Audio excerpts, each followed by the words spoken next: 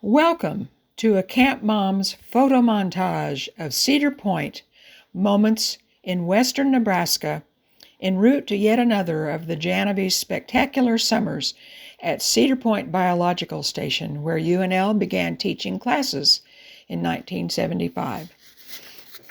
North of Ogallala, out of town, around the curve, and eventually arriving at one of the early roads into the field station with eldest daughter, CJ Janovy, and the first gate.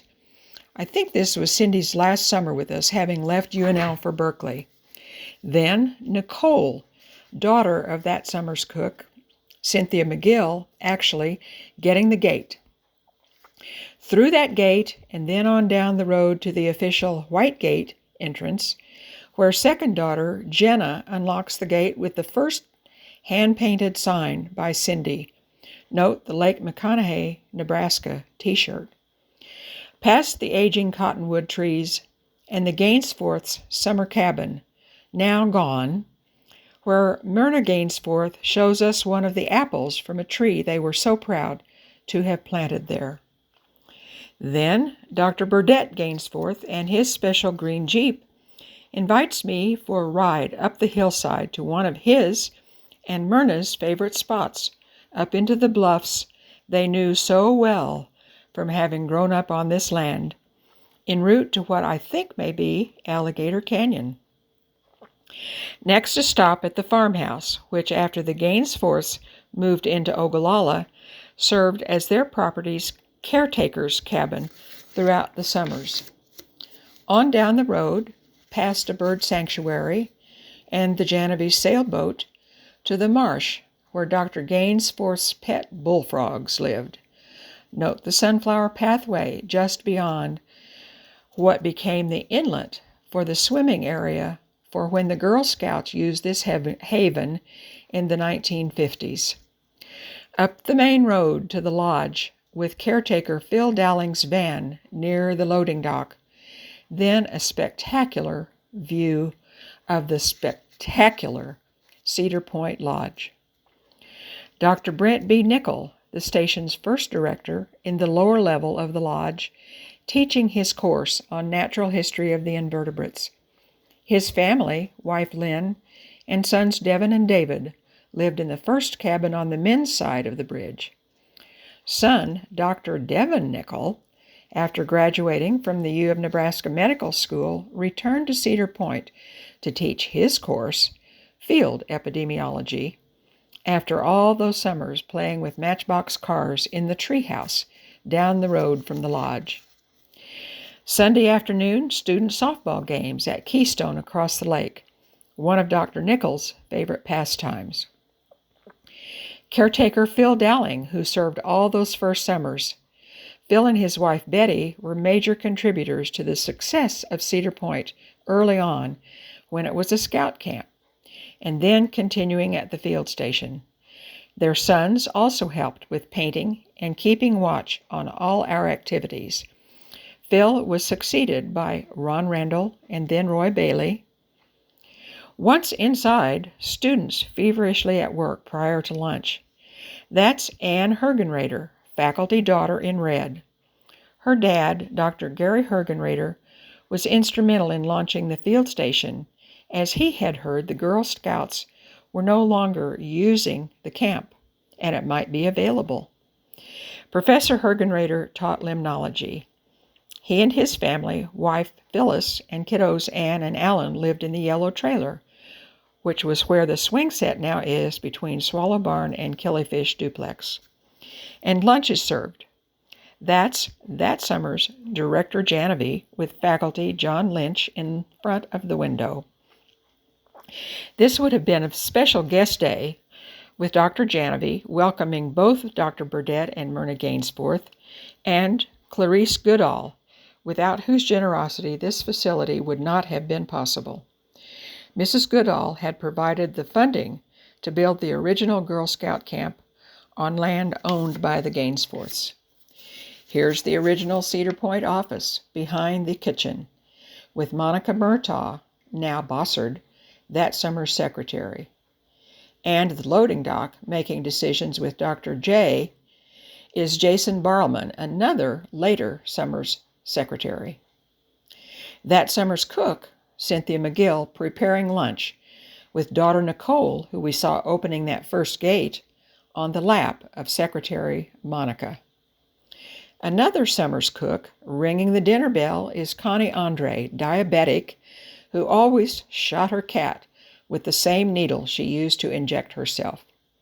In the kitchen, Connie was preceded by Cheryl Campbell the first summer, then Barbara Deuceman, Denise Schnagel, Cynthia McGill, and perhaps others I've lost track of. Kathy Bailey cooked for years, then, of course, the many others more recently. Here at the loading dock is Cook Connie, with another summer's secretary, Jason Barlman. Who knows what they were cooking up?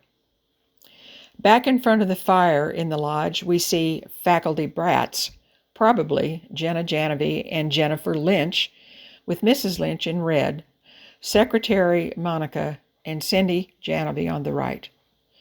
A view from the lodge across windows across Lake Keystone. Son John III with Catch from the bridge over the long-gone swimming channel. Second station director, Varner Professor of Biology, Dr. John Janovy Jr., teaching his class, Field Parasitology, in the downstairs classroom.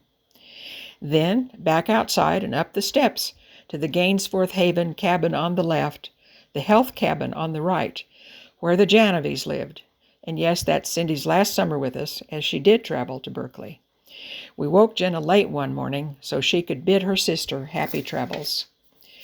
That was also the summer when 2 new cabins were built, one for the cook, with funding from the Omaha World Herald, which replaced a worn-out silver trailer that served many summers as the cook's residence, and this second cabin funded by the station and the power district from their damaged settlement, secured by Director Janovy.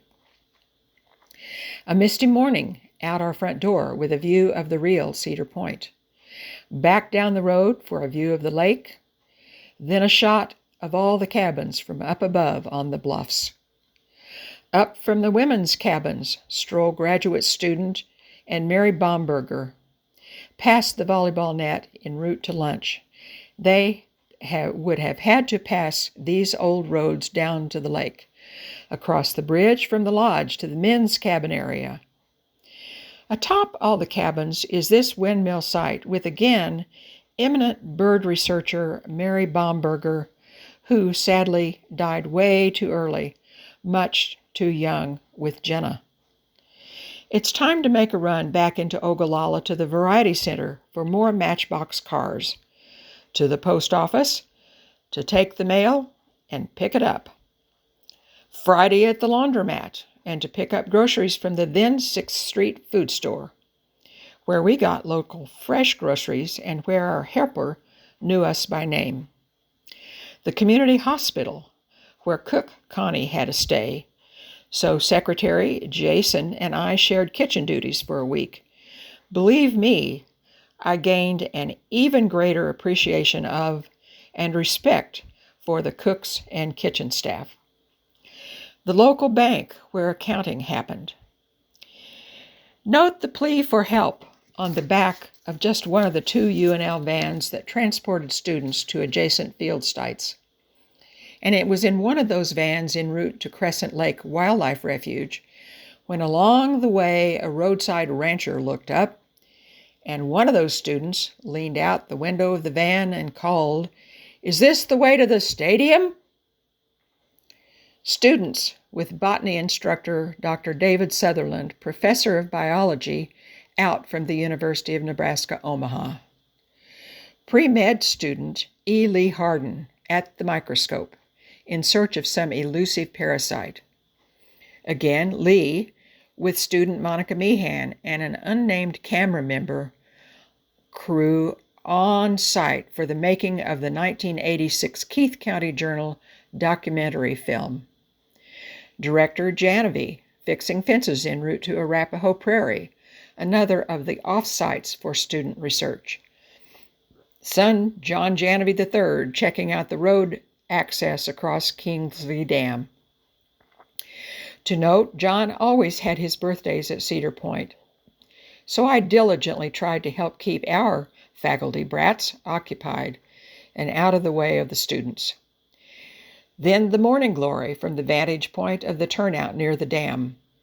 John III also checking out students jumping from Monkey Rock at that turnout. The spillway, just prior to its reconstruction by Nebraska Public Power District's hydroelectric plant, intended for downstream power, but wreaking havoc on the station's parking lot and its road that summer. You can see the field station's roof in the distance. You can also get an idea of where the Gainsforth's original summer cabin was. The sign indicating the efforts of Nebraska Public Power District. Back atop the dam, the beginnings of the construction for downstream power. Rigging the mast for sail. Then sail, sail, sail out of Martin Bay on to Big Mac, officially Lake McConaughey. And back at the beach, relaxation, hoping for a summer tan. John III and grad student Vince Connor thinking about snorkeling. There you go. How's that tanning going? Then there's the frisbee toss. Jenna and John III. John III with an exemplary sandcastle at the swimming beach at Martin Bay. Jenna holds these darling baby birds from Mike Kasperi's research specimens. Then back outside and across the swimming channel. Evening back at the station. Student Dan Rasby throws Jenna into the shower for some inexplicable family brat transgression. Flora on site. I should have taken Dr. Sutherland's class so I could identify all these specimens. Flora, butterflies, yucca yucca glauca outside our cabin on the patio, more flora, lizard and rocks, more flora with puffballs, and so forth. Volleyball back at camp, a daily occurrence during those first summers. John III hits to Jenna. World-renowned author and professor of ornithology, Dr. Paul Johnsgaard, at the nest with a student. Then that student and grad student Mike Kasperi. More volleyball. Mike Kasperi Center is now Presidential and George Lynn Cross Research Professor of Biology at the University of Oklahoma, and Jenna. Punk night with student and Jenna in the lodge. Cook Connie Andre and camp mom Karen Janovy, unofficially camp mom from 1980 and 87, and 1993 and 99, through 1999. Barbarian night at the station with students, camp mom, and cook Connie Andre on the lodge steps. Dr. John Lynch, herpetology professor, with wife Marcia, Betty Dowling, wife of caretaker Phil, and Lynch daughter Jennifer, who lived in that Gainsforth Haven cabin.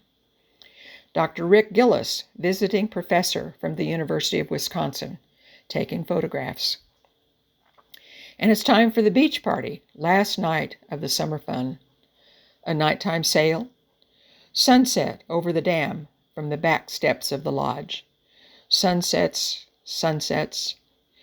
Waking up at Arthur Bay after that last night of hot dogs, chips, beach ball, and swimming, and fun. Secretary Monica with daughter Jenna back at the loading dock. Cleanup of all those station traps, with John and Jenna helping. One last farewell with Jenna, John III, and Ginger, our family pet, who is actually buried at Cedar Point. And the usual incredible double rainbow over Cedar Point. Thank you. I owe a huge debt of gratitude to all the Cpbs faculty, staff, students, and alums for these incredible summers. Specifically, I thank those biologists, Drs. Gary Hergenrader, Brent Nickel, and John Janovy, Jr., for launching CPBS and the extraordinary opportunities it provides. Also, to husband John for the gift of my Pentax camera that summer to record all these special memories, and to our children, CJ, Jenna, and John III, for cooperating. Thank you.